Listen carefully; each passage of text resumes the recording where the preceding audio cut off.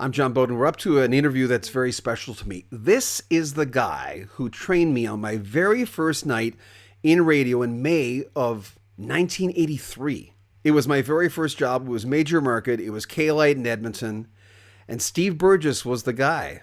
He was always known as the smart one at the radio station, reading all the classics and having the Mensa boys following him around in Brandon, Manitoba. Yeah, he was that smart. Steve's an award-winning Vancouver writer and broadcaster. He's a former CBC television host, documentary film director, and a veteran of both radio and TV. He's the author of the book, Who Killed Mom, from Greystone Books. And his new one is called Reservations, The Pleasures and Perils of Travel, from Harbor Publishing. And here it is. There'll be links in the description where you can pick it up. Steve was the rock guy at the radio station when I got there. He's the one that did almost all the interviews. He was easily one of the most knowledgeable guys in rock and roll. And we use a lot of his interviews on our sister channels, Rock History Book and Rock History Music. And we'll have links to some of that. But we're going to talk about travel. Wherever you think about, chances are Steve's been there. Steve Burgess on Nail Sheet. You have this idea. This is a guy, you're writing for them at the time, obviously. Yeah. And you tell him your idea and mayhem ensues, I guess. It was a longer process. Mayhem ensued eventually. It was like mayhem ensued along the way, not right off the bat. Mayhem kind of arrived later. So you sit down, you tell him your idea.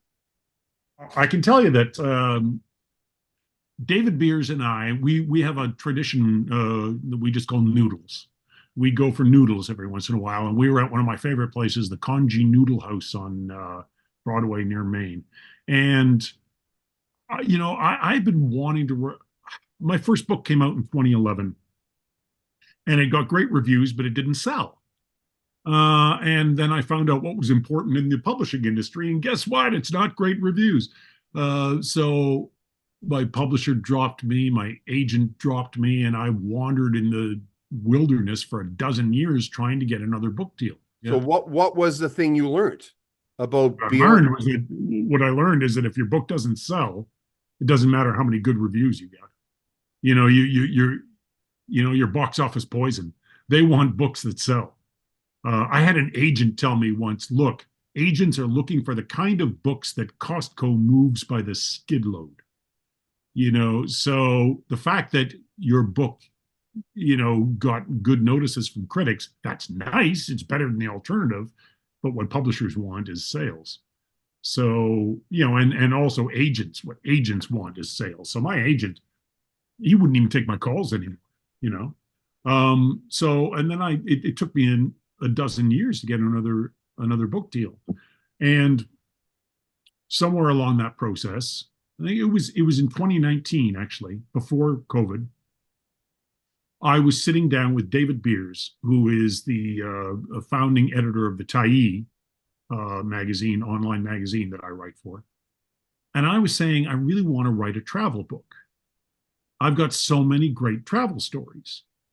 And he said, okay, but if you write a travel book, if you want it to be a good book, it can't just be you spinning a bunch of stories. It can't be just you like sitting on a bar stool spinning a bunch of yarns. It's got to be more than that. It's got to have some sort of wider perspective. You've got to investigate. And I said, oh, all right. But then as the process went on, and Dave and I were kind of consulting about it, I kept kind of whining a lot, which is what I do. I tend to, if I have misgivings, I tend to articulate them. That's the problem. It's like inside I might be optimistic, but what comes out of my mouth is, oh, I can't do this. And I kept saying to Dave, I'm not a great journalist. I can't do these things. And he just got so frustrated with me that eventually, like, we were having shouting matches all the time. I basically, what happened was throughout the process, I got on his last nerve. And so that I couldn't say nice day without him going, shut up. So we were really going at it. But here's the thing, like, what I gradually got pounded into my head over time was that he was right. And eventually, it was Dave Beers who went to bat for me with the publisher, Harbour and Douglas and McIntyre, and said, "Look, the Tyee is going to support this book, so why don't you give him a chance?" Because of the fact that I'm not very good at thinking ahead or planning ahead, it was really only when I started to write the book that I realized, wait a minute, Dave's right. I can do this. I've got some journalistic chops. I can write a book that's about more than just travel stories. And so as the book evolved, it became less of a Steve book and more of a Dave book, which was, it had more reporting in it. And as I was going through it, I could see this is better. This is better than just me spinning stories. This is going to be a book that just has a wider scope to it. And so I was really, really grateful to Dave, and that's why I dedicated the book to him. There's a few themes, carbon footprint being one. And it's something that's not only is it cool to talk about, it's necessary to talk about. I mean, people, everyone's worried about that. The millionaires keep doing what they're doing, and we, keep doing what we're doing. What was your angle to that? Well, here's the thing. Like what happened was, and this is part of the reporting process, as I discovered, and again, this is what Dave was trying to tell me, was that you find one person to talk to, and that person will send you on to someone else, who will then send you on to someone else. And through that process, I was talking to a guy named Seth Wines, who's at the Concordia University in Montreal, and he kept mentioning this guy named Giulio Mattioli, who's at the University of Dortmund. So I thought, well, I might as well reach out to that guy.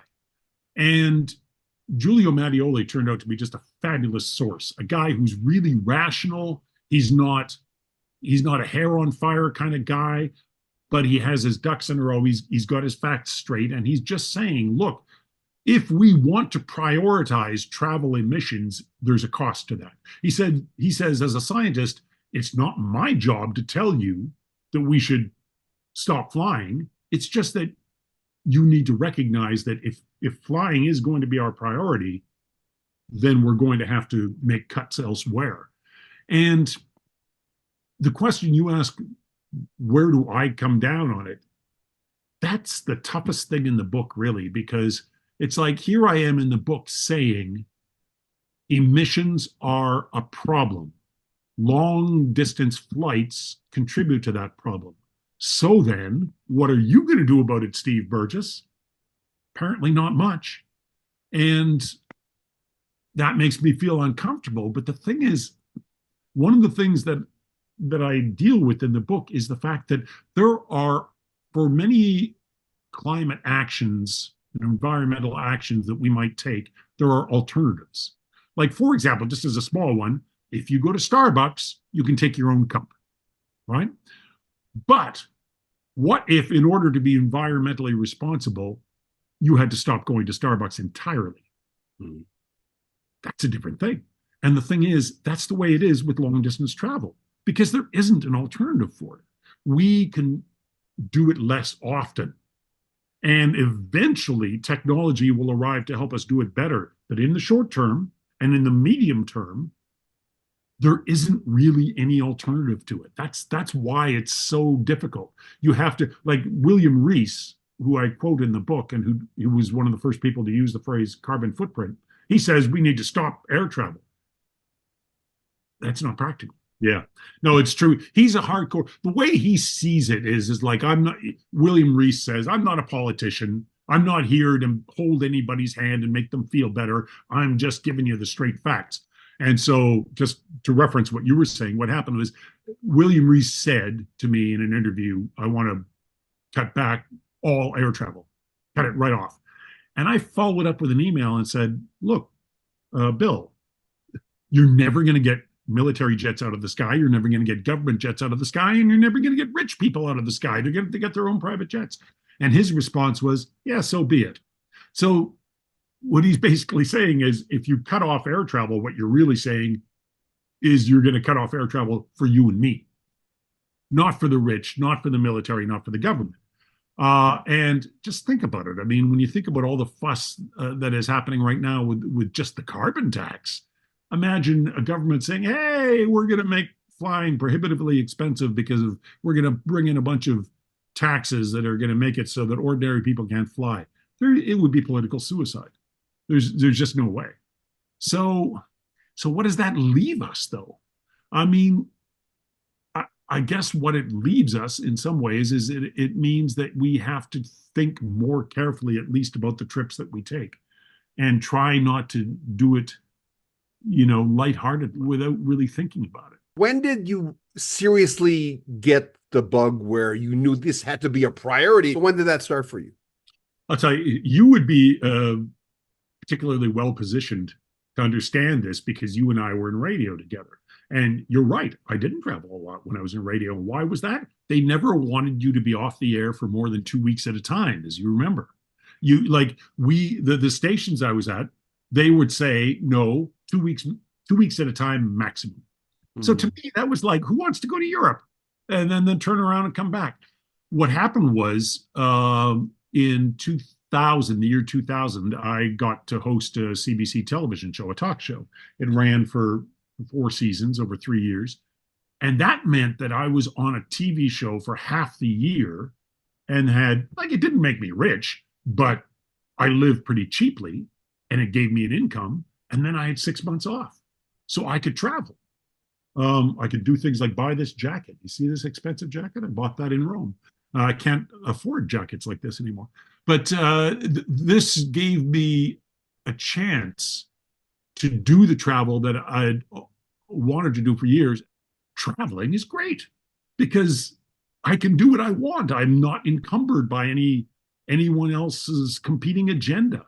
So if you're single, the best way to be single is to take advantage of it and hit the road, So those two things came together. I got the TV show and I realized, it's not an accident that you're single. You should start maximizing the potential of single life. I like when you had said in one of your interviews, you had said that also it's not that you don't necessarily want, it's your inner, it's you don't have to worry about that. You don't have to. Yeah, well, I mean, I think what I was saying was, and this is bizarre. This kind of hit me like a revelation when I realized it, was that when I'm traveling by myself, it's not just that I want to escape the company of other people. I want to escape my own company. And that means I want to escape my own chatter. Because if there's someone there, I'm like, my foot hurts.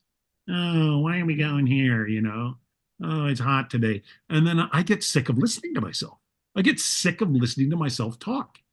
And if I'm by myself, I don't have to listen to myself talk. All I have to do is listen to the stream of consciousness, which is much freer.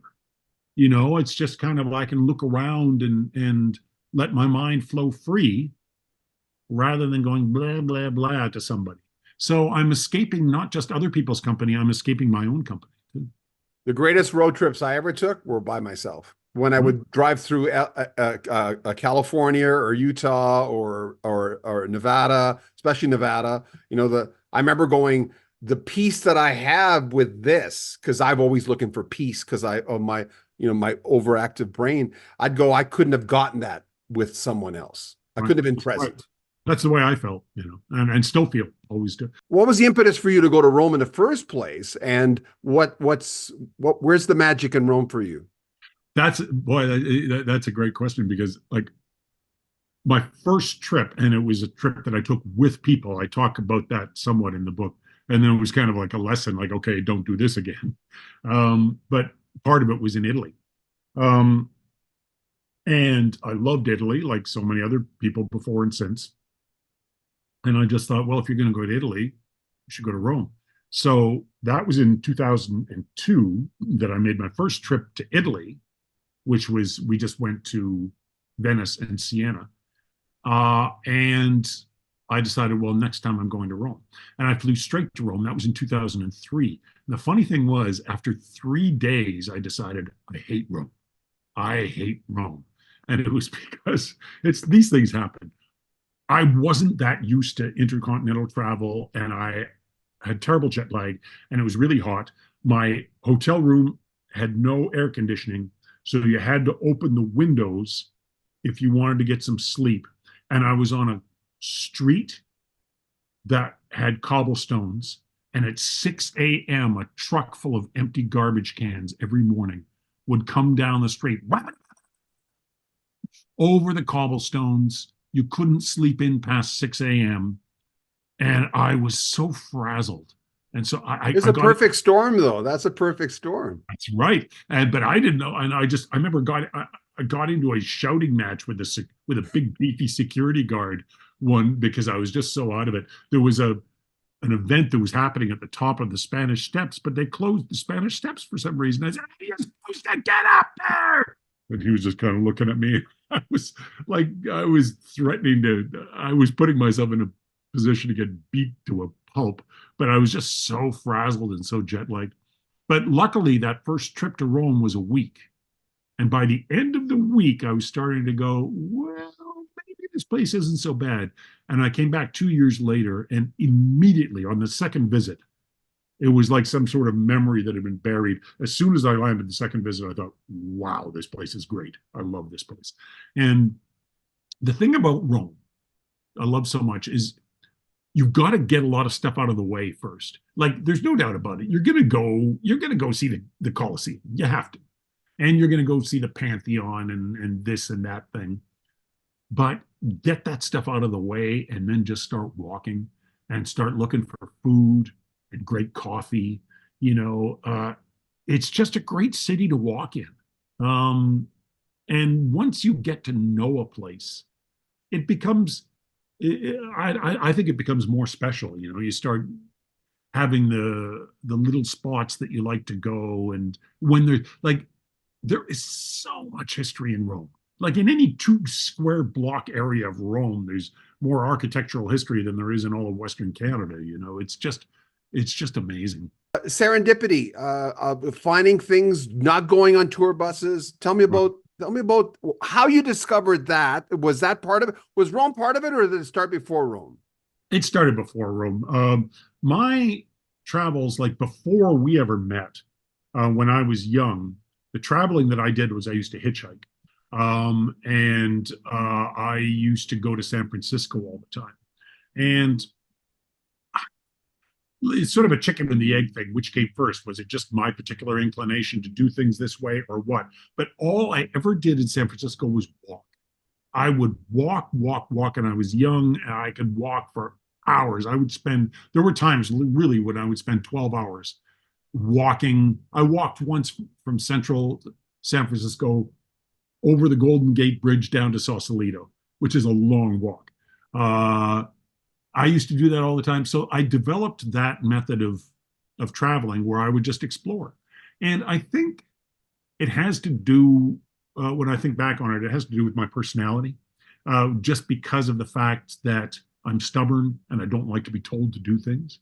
So that bleeds over into things like I don't like being on a tour bus, having someone tell me where to look and having someone driving me. It's like, no, I want to go where I want to go. I want to look at what I want to look at. And there's good sides and bad sides to that. I mean, you do miss some things because a lot of the times the people who are tour guides, they know their stuff and they might be able to show you some things that you wouldn't see otherwise. But it's just, I'm stubborn and I have a problem with authority and I don't want someone telling me what to do and where to go. So that's basically what it amounts to. Is it's kind of the serendipity thing is kind of an expression of my own personality, and also the fact that I'm not good at planning or thinking ahead, and so it doesn't come naturally to me. To lay out a big agenda is not something that I'm good at. I would rather just kind of wander, and it's just it when you discover something on your own. To me, it just has more impact and more meaning. By the way, when did this happen? To go, because I wanted to. Where were you? Refresh my memory, because it's a great story. Right. Okay. Yeah. Well, that's a formative travel story, and I can tell you, inside dope. I told that story in a chapter in the book, and I ended up cutting it. So that chapter is not in the book, but it is. It's funny because here I wrote a book about travel, and that story that you're referencing is the story I have told most often in my life because it's such a story. I was I believe I was 16 going on 17. Um, I'm pretty sure I wasn't 17 years old yet. And for some reason, my parents allowed me to hitchhike. And I think it's because my dad hitchhiked in a more innocent era. And so he thought hitchhiking was okay, and he overrode my mom's objections. So I hitchhiked out to Vancouver and then down to San Francisco. This would be early to mid 70s. And I was traveling with a guy named Bob, and we split up to make it easier to get rides. And I was supposed to meet a guy who was a newspaper man who I'd met in Banff, and he was going to put us up. But like an idiot, I didn't call ahead. And when I got into town, the newspaper man was out of town covering an earthquake. And I was stuck. I was 2,500 miles away from home, and I was 16 years old, and I didn't know where to go. So someone told me to go to the YMCA. It's fun to stay at the YMCA, except that, you know what? There's two YMCAs in San Francisco. This was before the song came out. And the one I went to was not the one they were singing about. This was one. This was the one on right on Skid Row. I managed to get down there, and it was, boy, I had a room that had a light you couldn't read a newspaper by, and a bare mattress, an iron bedstead. I'll try to make the story short. Anyway, I asked the guy at the front desk, "How can I get something to eat?" He said, "Well, there's a grocery store about 10 blocks away." And I set out, and it was late, and I was setting out walking down Mission Street to this grocery. And a guy pulled up in a big pink Lincoln behind me. And I got out. He was a black man, short black man wearing a pink suede suit. And he ambled up beside me. I was stopped at the red light because that's, I'm from the prairies. You stop at the red light. And he started up a conversation with me. And then he said, "Can I buy the man a beer?" And I said, "Okay," like like a fool. And he said, "Okay, I can't repeat exactly what he said. We were standing in front of a bar, and he said, 'We don't want to go into one of these bleep bars. Let's go sit in my car.' And I said, 'Okay.' And so we sat in his car. And he said, 'Well, what brings you here?' And I'm like, 'Oh, I'm from Canada, and I came down here to visit this newspaper man, and he's out of town, and now I'm at the YMCA, and I don't know what I'm doing.' And he was listening to me and listening to me. And he finally said to me, 'Well,' he said, 'I thought you knew what you were doing, but you obviously don't. I'm bisexual. This is a gay cruising strip, and I was down here, looking for some action, and I figured you were too. But I can see now that that's not the case. So here's what's going to happen. I'm going to drive you to that store and drop you off. And when you are walking back to the YMCA, don't talk to anybody.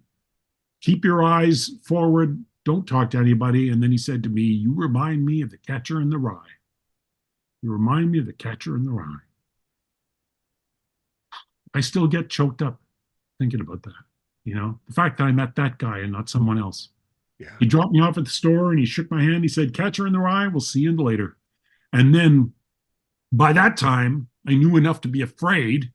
As soon as I bought some bologna and bread, when I was coming out of the store, a junkie was trying to coax me into an empty storefront to make him a sandwich, and I threw him a quarter and dashed off down the street. And then there was a car following me down the street and walking distance and drove in to cut me off on the sidewalk. And I was terrified at this point. But I managed to make it back to the YMCA, and Bob showed up the next day, and eventually the newspaper man came back to town, and everything worked out well. But that just, I think so many times about that guy, an angel. With you going through all these this is like true magic. That's like man-made, great decisions, hunch, all those things that get you in the right room or the right place. How do you look back at those moments? Well, like I say, I look back on that moment, in San Francisco, a great deal. I have to just think that it luck and random, because, you you don't hear the stories, you know. What if something really bad had happened? Well, I wouldn't be telling that story. So, it's kind of like, I hate to be cold about it, but it's like, it always drives me nuts when you hear about like a car accident and five people are killed and one person lives. And the parent of the survivor says, "Oh, God saved my daughter." What are you saying? What are you saying? Why are those other people dead? You know, God didn't like them so much. It's just like the survivors get to tell their stories. A lot of it is a matter of perspective, and it's a lot. If there is a lesson, sometimes it's recognizing your own luck, recognizing, when people talk about privilege, a lot of it is like, I am a privileged person. There are things that I'm allowed to do that other people would have a hard time doing because they're not, white dudes. You're probably the best writer I've ever known personally. Uh, but you're one of the reasons I didn't write. And you're the guy who told me you're the one that said this. He says, if you recognize good writing, that's a start. That's it. When did you know? Who told you? Who inspired you that you could write? Because our reputation is someone else's business. Other people tell us stuff. It's not our job. We go through life by example. We show who we are. I wanted to be a writer. Like, when you're a kid, you want to be everything. I wanted to be an oceanographer and I couldn't swim. I don't care. But one of the things I always wanted to be was a writer. I remember when I was 10 years old, I still remember I started writing a novel called In Trajan's Army. And I wrote 1.5 pages of it. When I'm a soldier, a Roman soldier under the Emperor Trajan. 1.5 pages I got into that. But I always wanted to be one. And I'm not sure so much that it's that people told me I was. Well, hold on. The other thing is that I used to write, like I would get writing assignments in school. And often I would have teachers telling me that I could write. So that helped. It did help to have teachers telling me and giving me reinforcement. And I'll tell you one thing, and it's a little embarrassing, but a certain amount of blindness and ego helps. Because I look back now, and when I look at the beginning of my writing career, and I thought, hey, you're the greatest writer. You're so funny. What a genius you are.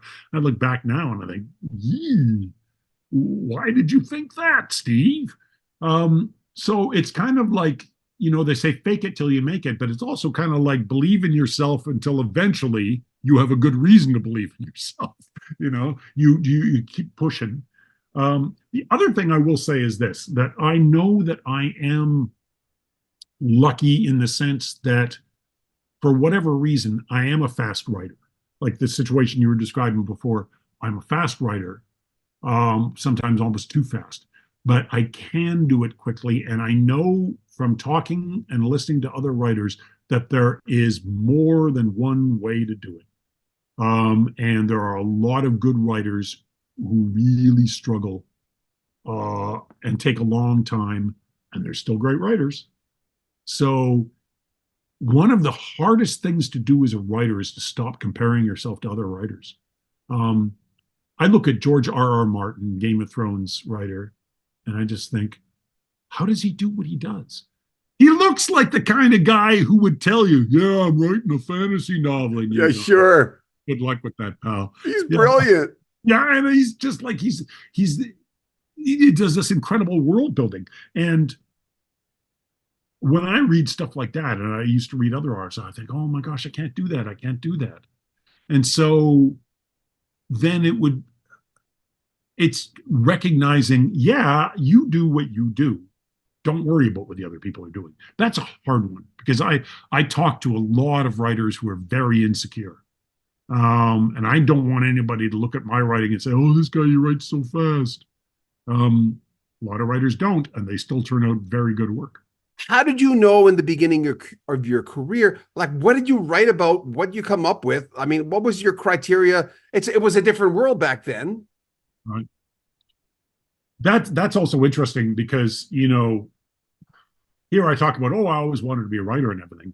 But the other thing, I've kind of glossed over this because it was so important to me. I really blocked on it. You what?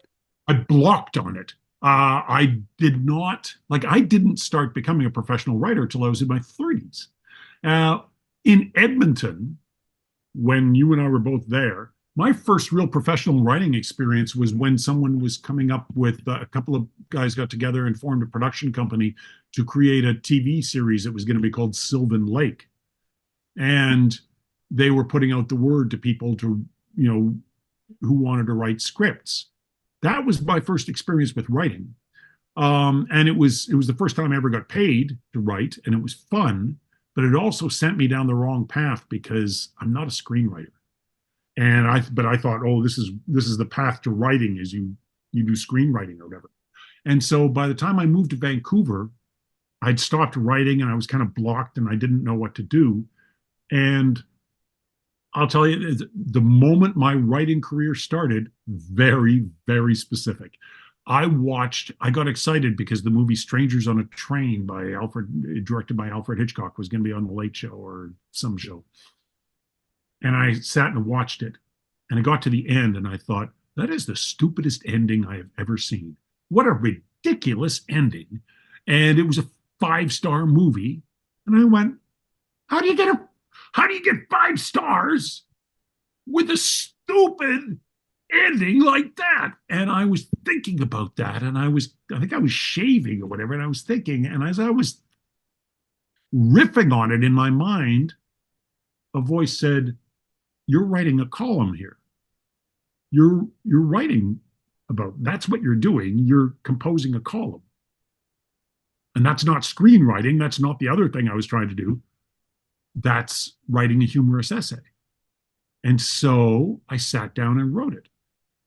And then that kind of unblocked me so that before I thought, I can send this into the newspaper and hope to get it printed. But then before that happened, Jurassic Park came out. And I went to see it on day one. And I got another idea for another humorous essay. And this one was more timely, because Jurassic Park was hot. Strangers on a Train wasn't. So I wrote another funny essay about Jurassic Park, and I sent it into the Saturday Review section of the Vancouver Sun, and a wonderful guy named Lloyd Dick, who worked at the Vancouver Sun and who was just guest editing that week, he got it and he said, "I love it," and he printed it. It came out on January 26, 1993, and that was the beginning of my writing career. Eventually, the one that I wrote about Strangers on a Train, that got published about a month later, because they figured, oh, here's a guy who can write funny stories. We need funny stories. That was what was my ticket early on, is like, oh, this guy can write jokes. So we'll publish him because people like jokes. And then I moved on from there to be more of a broad writer. But that's what it was. It was like watching that movie and thinking, wait a minute, this is an article. And because you put so many roadblocks in your own way. You think writing, it's such a big thing. It's what I want to do. It's so huge. It's a boulder I can't move. And then all of a sudden you realize you need to sit up, do it, for God's sake. Just do it. Well, motivation is huge because I always wanted to be a writer. That's a big motivation. But it's very, very interesting. You say, how did I do it? When I look back on it, what strikes me is that my brain did it without me. Like, because I had put so many blocks in my path, that's the key moment, was when I was shaving or whatever and recognized you are writing a column in your head. Because I wasn't ready to do it, my brain started doing it for me and saying, hey, idiot, this is what we're going to do. And so I really did think of it as being a case of my unconscious triumphing over my consciousness. Yeah, because that was the thing. It's like, I didn't know, when I was thinking about Strangers on a Train, I didn't know you're starting your writing career. It's like my brain was pushing, pushing, pushing, saying, this is what you want. We're going to do it for you. Just to get to that to find your muse, to find what you're here for. I mean, that's kind of another mother statement, but to find something that all of a sudden you're seated in the seat of what you're doing and you're going, wow, this feels comfortable, like driving a car. After a while, you're going, wow, I can do this and I'm doing it well. So many people never ever get to that spot. It's an impossibility. So. Right. No, I very often, like, and you know how it is. You get used to your life and you forget to step back from it. And but many, many times over the years, I have tried to remind myself, when you were a kid, if you could have said to yourself, "You'll grow up and make a living as a writer," you would have danced a happy dance of joy, because that was always the dream. More serious side to Mr. Steve Burgess. And I like the everything's tone, right? We used to talk about in the early days, we used to talk about, the hills and valleys, it's got to work well, or the tone in general. When did you decide not to be because comedy is such a big part of your life. Right. I mean, it fills your cup, it does, whatever. But what was the impetus of writing it in this tone? I always, to tell you the truth, like I say, Dave Beers was telling me, you need to do more than tell stories. During the long, long period when I was trying to get a book deal, sometimes I would go to agency websites and trying to get an agent, and sometimes trying to get a publisher. I was submitting, like, I wrote 2 novels that nobody would look at, and I was trying to submit them to, and some of these websites, they would say, tell us who influenced you. And I kind of knew that what they wanted was come up with a fashionable list of authors that we will identify with. What they weren't saying is, think about it really honestly and tell us who really influenced you. But I, like an idiot, decided to do that. And what I said in answer to these questionnaires online was, I was influenced most of all by the staff writers of Newsweek magazine in the late 1970s and early 1980s. That's who influenced me. Well, guess what?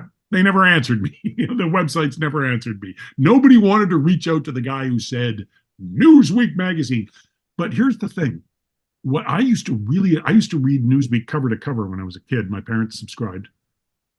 And I loved the fact that feature writers in Newsweek magazine would deal with very serious topics and then throw in funny lines. They would make you laugh, but at the same time, it wasn't a funny story. They would be telling you a serious story and then they'd throw in a quip. I used to love that. And I've always wanted to write that way. So this book is an expression of that, for sure. It's like, I don't want to be Mr. Clown Boy. I want to make you laugh, but I want to say things that I think are worth saying and important. And then, it's like Mary Poppins, spoonful of sugar makes the medicine go down. I do want to provide some medicine. I just want it to go down easy, Talk about airports. I've been asked many times by people, and everyone's been asked this question of going, why do you think we get so many videos of people going freaking crazy in airports and in planes? And I'm going, I don't know. I think people watch politicians, reality TV. I think one of the things about airports is that the stakes are raised.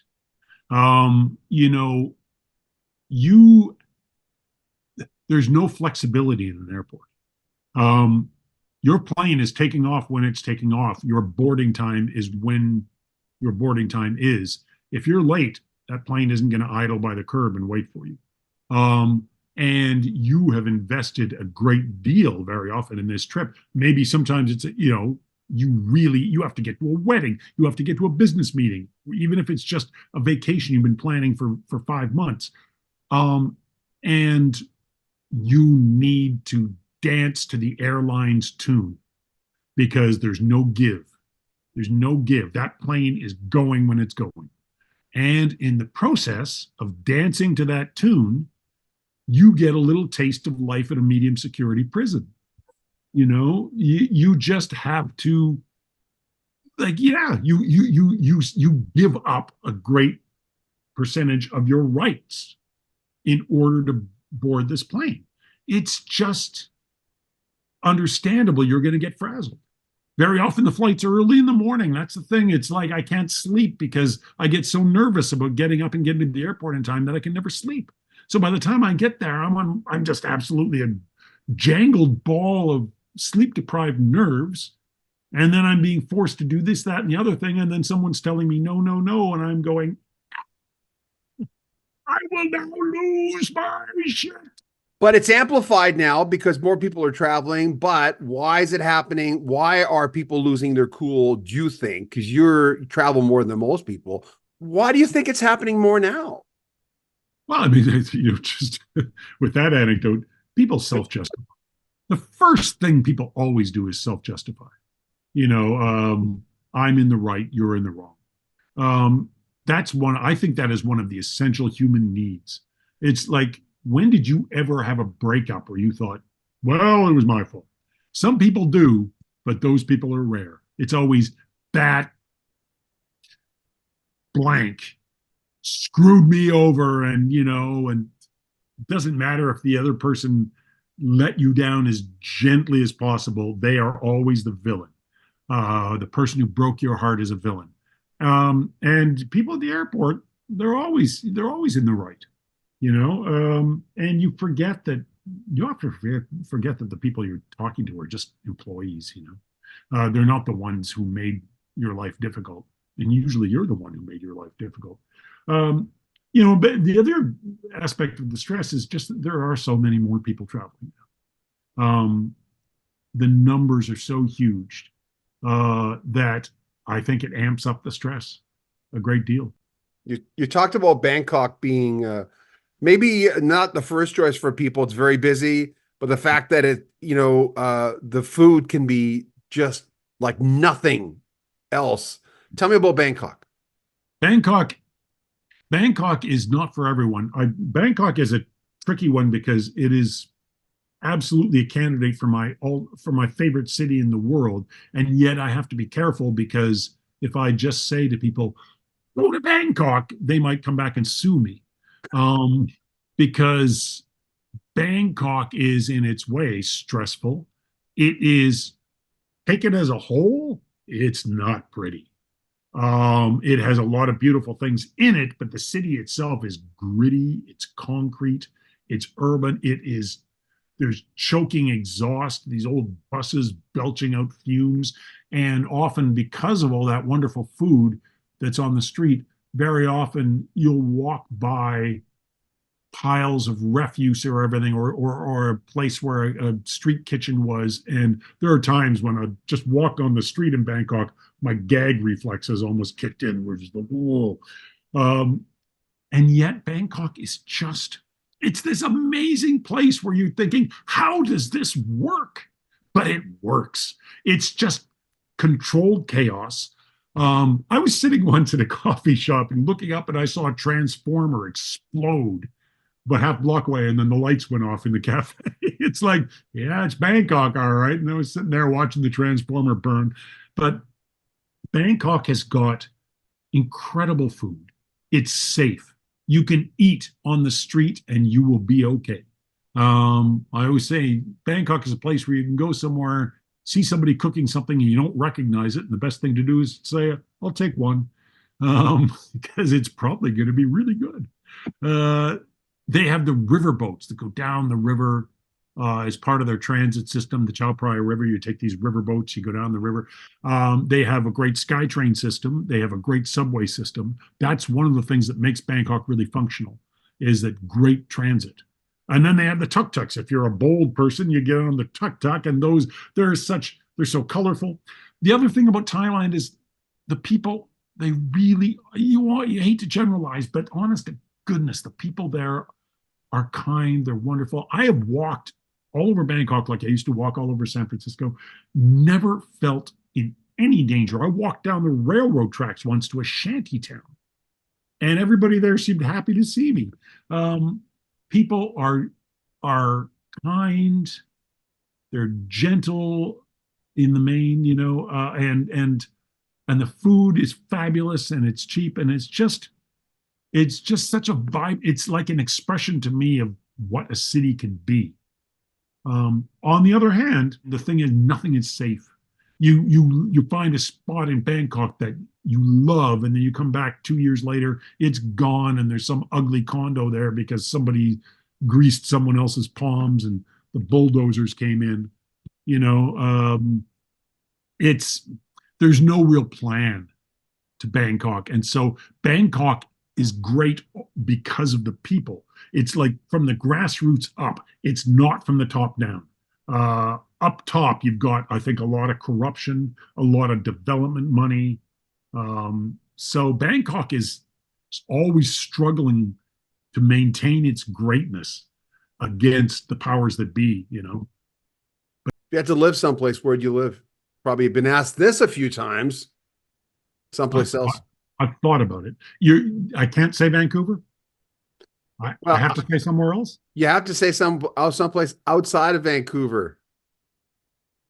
The one place that I've been where I thought, I wonder, like where I actually started to think, how much does it cost to buy a place here? How much would it cost to live here? Was Ireland. Because I wouldn't have to learn a new language. At least, you know, I'd have to learn part of it. But Ireland, when outside of Dublin and Belfast, Ireland is like one great big small town. People, when I was in Ireland, I was thinking, oh my goodness, these are my people. It took me a long time to discover my people because, you know, I'm the kind of person who can sometimes get in trouble in a grocery line because I start talking to strangers or whatever, and maybe the stranger doesn't want to be talked to. And suddenly they're looking at me funny. In Ireland, if you don't talk first, they'll talk. You know, they will talk to you. I was once, you know, like here, even in Canada, you get so many people saying, get off my land, you know. I've had, because I'm into photography, I'll go onto some farmer's land and the farmer will come and chase me off. Well, I was in Ireland once and I hopped over a little fence and started having myself a picnic, and the farmer drove up and I thought, uh-oh, here we go. You know what it was? He just discovered that there was someone on his land that he could talk to. And he drove up and he's, hey, how are you? Where are you from? And talking and he just wanted to talk. And I kept having experiences like that all over Ireland, where it's just like, yeah. So that's a place where I thought, yeah, that's a place where I could live. Can I tell you, by the way, my favorite Irish story, and it's not in the book. I love this. There's a little town called Kilcrowan. It's on the Sheepshead Peninsula. It's near the town of Bantry, which I fell in love with. So I had a rental car and I was driving along, came to this little town, Kilcrowan. There's a place there and it's like everything. It's the grocery store, it's the post office, it's the cafe. And there was a woman behind the counter. She wasn't the owner. She was just kind of busy running around. And she said, there's a pop culture memorabilia museum upstairs if you want to have a look at it. The owner's got some pop culture stuff up there. You can go and have a look if you like. So I had my shoulder bag and I went up the stairs. This guy, it was like an eBay wonderland. He had like old Star Wars collectibles in their original packaging. He had old Batmobiles. He had rock and roll memorabilia. He had old posters of I remember a band that Roger Daltrey was in before The Who, and he had posters and he had all kinds of amazing stuff, collectibles. So I come down and there's nobody up there. There's nobody up there. I come downstairs and I've got my shoulder bag and I say to the woman behind the counter, do you want to check my bag? She says, what for? And I said, what? There's so much stuff I could have stolen. Lots of stuff up there. She said, oh, no, she said, for that, it would be necessary to give a shit. What's your take on travel vlogging in that way for pictures? I also refer to it as bucket list tourism. Get there, get off the bus, take the selfie, check the box, move on. Here's the thing. I did have strong prejudices against that kind of travel, and I still do, because I think it's a shallow form of travel. But it was interesting because I spoke to a woman in the book named Dr. Ulrike Gretzel, and she was kind of admonishing me a little bit. She was saying, you're lumping all of the influencers into one basket, and some of the influencers are serving an important purpose. They are speaking to different communities. They are serving different communities. And in fact, it's not that different from the travel section of a newspaper. So don't lump them all together. But as Dr. Gretzel was saying, the real problem is when you get these idiots doing just what you said, like the stupid stunts, stupid, dangerous stunts. And people doing things that are incredibly insensitive. Rock History Book started as a 90-second fast-paced thing that it was a track on the Miami Vice soundtrack. It wasn't the main theme, it was another one, but it sounded similar. And we used that. I think we didn't pay for it. And it was we used 90 seconds of that, and I'd be going rat-a-tat-tat, knocking out all these rock history events. Remember the history of rock and roll in 60 seconds or something, or 90 seconds? Something like that. And we did it in 90 seconds, and we called it the Rock History Book. And that was the beginning of the Rock History Book. It was. Wow. Yeah. And so, yeah, I want that on the record. I was the original host, even though it was kind of a different show. I don't even know if I have any of those. I thought I had tons of them. Hold on. Let me see if on that list. I don't want to hold you here, but I'm just kind of curious if I have that. By the way, I found a lot of Dave Welch things. Oh yeah. The stuff that Dave Welch would send you. Hold on a second. Just give me, it's worth looking here. Looked at these, Dave and Steve Burgess, Rock Chronicles, Rock and Hide. There's that one. Start with your radio career. I just wanted, the thing when I came to Edmonton, they used to have what was called foreground programming for FM radio, where you had to have, content. You couldn't just spin the tunes. And I was in charge of a lot of the foreground content in Edmonton. So that meant that when I had a radio show where I would run interviews with musicians, it was called People's Choice, and it ran every evening. And so when musicians came to town, or when we got phoners with musicians, I would be the one who would do them almost all the time. So that's where we compiled this library of interviews, which your viewers have seen, many excerpts from. People like, sometimes you get someone like Gordon Lightfoot, which was fabulous, but also you get a lot of acts who, people won't remember now. For some reason, I remember interviewing Minutes from Downtown. Do you remember Minutes from Downtown? They were a Canadian, a CanCon act. They had a hit. They had an album. Sounded pretty good, as I recall. But they didn't last. So you'd interview just about everybody. This thing about doing interviews, and a few of us at the station kind of thought that, where you had chutzpah. You could basically, to ask Peter Cetera why he left Chicago to make Chicago records, to tell Gino Vanelli, do you have a thing about buttons? And Peter Cetera got a little snooty with you at that time. Oh, you thought that, huh? Well, yeah. and you went, yeah. So where did that come from? I think I was always when I was doing those interviews, I was always trying to look for the human quality, because these are people who are doing so many interviews with so many people, and they're calling me. I think the sense I always had is they're calling some dude from Edmonton, Alberta. This is not going to be the high point of their day. And so I think I was always trying to break through that press tour veneer where, they're always going to be giving the same variations on the same answers to everybody. And I think I was always just kind of thinking, what can I do that will be a little different, that will humanize this interview a little bit, so that we're not just getting the standard answer every time. I wanted to put a stamp on the interviews, and do them in a way that would be memorable and would get something that wasn't standard. Sometimes you had success and sometimes you didn't. You know very well, there was never a better interview than Ian Thomas. Like that interview with Ian Thomas, what a blast. We were just two guys having a hoot for about an hour. That was so much fun. Yeah, you get an interview like that, it's just great. It's just a pleasure. Quoted to you before. Brian Adams, he's derivative. He's derivative. He said it twice. He was so great. Yeah, Were there yeah. any tough interviews that you go back and just? I mean, there's some people who are just like Gino. Mm. Was known to a lot of people, and he came to town. I didn't interview him, but we hung out backstage with him, and I remember going, "What's this going to be like?" But he was charming. He was really nice. He kept asking Shannon where she was from, and it was a really nice, personable. Like he gave us like 30 minutes. We just hung out.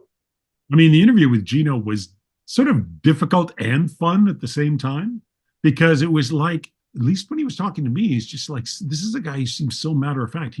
I'm trying to joke with him and he just doesn't get what I'm trying to do. But it was so bizarre that it came out interesting. Oh, are you getting cynical with me again? You know, so it was kind of interesting, but it was a difficult interview. One of the most difficult interviews, Bob Rock. And it was entirely my fault. It was because he was promoting an album. I'm not sure which album it was now, but we were playing a track from the album, and that was all I had listened to. All I had to do was sit down and pay the man the courtesy of taking the time to listen to his album, but I didn't, and he called me on it. We got halfway through the interview, and he said, "You didn't listen to the album, did you?" And I started hemming and hawing, and he was just obviously so disgusted with me. I never forgot that. I wanted to sink into the earth. I was so embarrassed because it was just pure laziness on my part. First thought was that necessary? And not to get on Bob Rock. I love Bob Rock. No problem. But there's always that side of David Page told me this years ago. He said, I had this guy who met me backstage, and my mother-in-law, I'm guessing, had just died the night before. I wasn't as pleasant as supposed to be.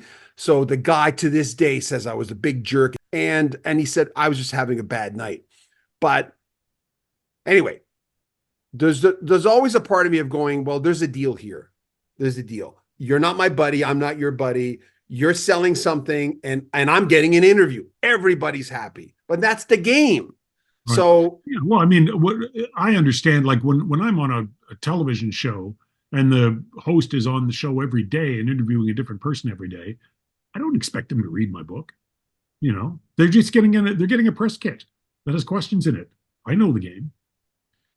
Yeah. So, but I still felt bad because listening to an album isn't the same as reading a book. I could have listened to the damn album. I could have done it.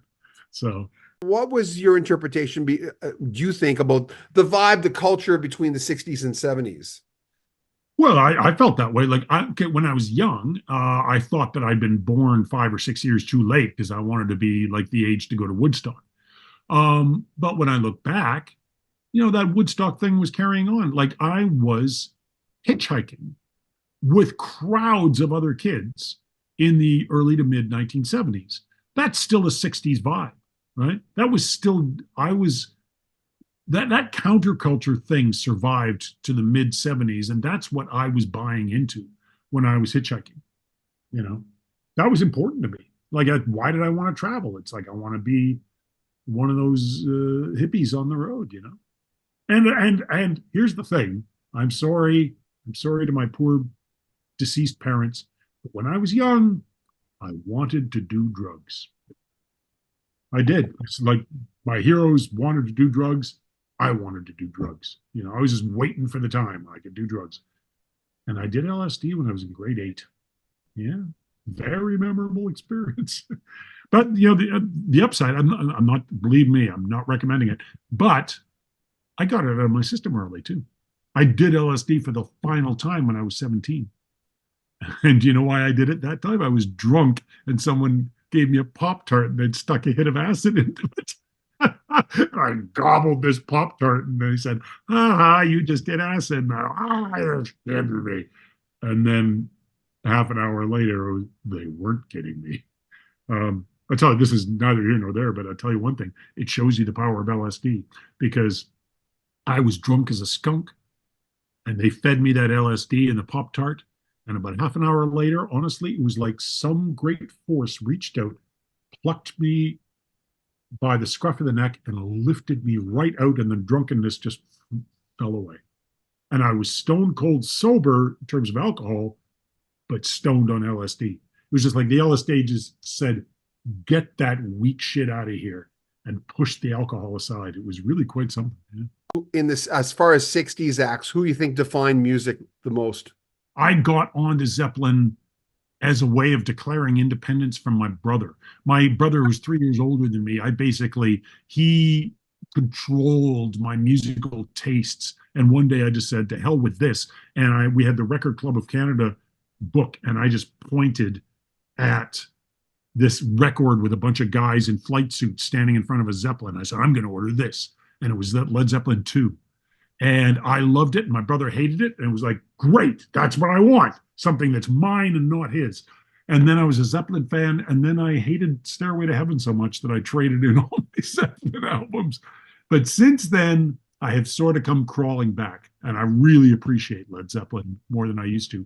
And, you know, aside from the Beatles, who influenced music the most, there's a number of acts you could name, but I think Zeppelin would be one for sure. Regardless of how you feel about their music, Zeppelin really set the tone. Not just like because they were heavier than a lot of stuff that came before, but also the musicianship. That's one thing when I listen to Zeppelin now, I just think, wow, these guys are good at what they do. What do you think of these bands going out with one member, or like Foreigner, because Mick Jones doesn't come out with them anymore because he's sick. He's got some kind of debilitating disease. No disrespect. I just can't remember what it is. What? Caveat emptor, right? I mean, it's your money. If you want to decide that this is legit, then knock yourself out. Spend the money. I don't feel that way. I don't want to go see a band where it's not the people that I, used to like. There's the great old story of the great myth of the ship of Theseus, which is one of my favorite Greek myths, which is Theseus is this legendary hero who founded the city of Athens, and he arrived on the spot in a great ship, and then he founded Athens, and they preserved the ship as a memorial, to Theseus, but the ship kept rotting. So they would keep replacing every plank and every piece of the hull and everything, till eventually there wasn't a single original plank left in the ship. And then the philosophers ask, is this still the ship of Theseus? It doesn't have a single original piece in it. It was replaced one piece at a time. Is it the ship of Theseus? I don't know. Is it still the band when almost none of the original members survive? I mean, yeah, it's not something that I particularly want to spend money on. Yeah. Remember the book. Here it is. Reservations, The Pleasures and Perils of Travel by Steve Burgess. There'll be links in the description where you can pick it up. We'll have more clips from Steve because we're going to break some of these down to specific locations in the next few days. I'm John Bowden. This is Nail Sheet.